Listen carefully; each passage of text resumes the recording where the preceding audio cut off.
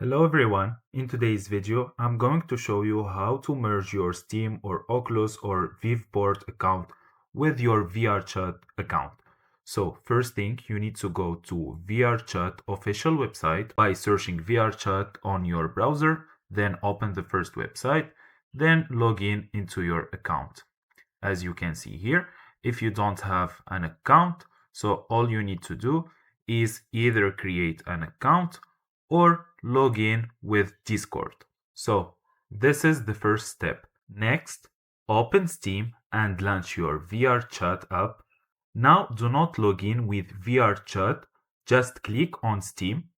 Once you are in VRChat, as you can see, open settings, then click on upgrade, then click start upgrade.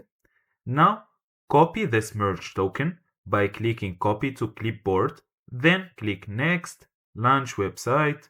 Now it will open this page on your browser. All you need to do is paste the merge token that you just copied and click merge accounts. There you go, successfully merged accounts. Now go back to VRChat, click next, then log out.